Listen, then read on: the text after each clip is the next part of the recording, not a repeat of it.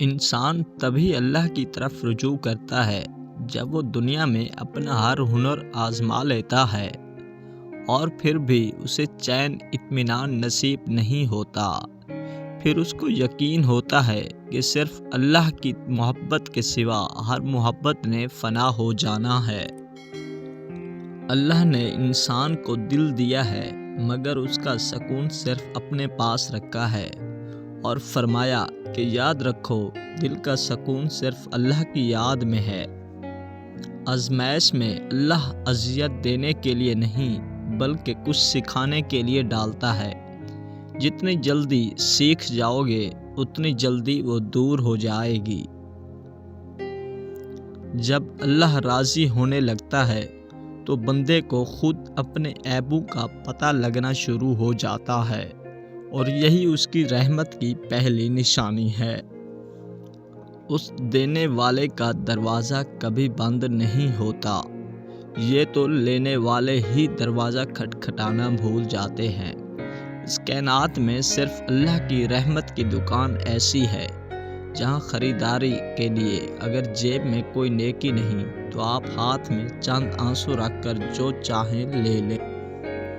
جب کوئی کام تمہاری مرضی کے مطابق ہو جائے تو شکر ادا کرو کہ اللہ نے تمہاری مرضی کو اتنی اہمیت دی، اور اگر تمہاری مرضی کے خلاف ہو تو صبر کرو کہ وہ اب اللہ کی مرضی سے ہوگا جو ہماری مرضی سے بہتر اور زیادہ افضل ہے۔ جس عورت کی چھاتیاں سفید اور نپل کالی ہوں دولت اس کی کمزوری ہوتی ہے۔ انسان کو اللہ کبھی یاد آئے یا نہ آئے لیکن دو موقعوں پر ضرور یاد آتا ہے، جب وہ اس کو کچھ دیتا ہے اور جب وہ اس سے کچھ چھین لیتا ہے۔ کل کی فکر مت کرو، جس اللہ نے آج تک سنبھال رکھا ہے وہ کل بھی تمہیں سنبھالے گا، بس اپنے اللہ پر بھروسہ رکھو۔ جب مجھے پتہ چلا کہ مخمل کے بستر اور زمین پر سونے والوں کے خواب ایک جیسے ہوتے ہیں، مجھے اپنے اللہ کے انصاف پر یقین آ گیا۔ اللہ سے جب بھی مانگو تو اپنی اوقات کے مطابق نہیں بلکہ اللہ کی شان کے مطابق مانگو۔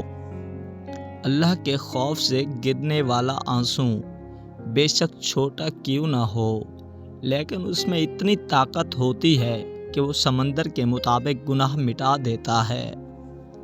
جو آپ کی خاموشی کو نہ سمجھ پائے وہ آپ کے لفظوں کو بھی نہیں سمجھے گا۔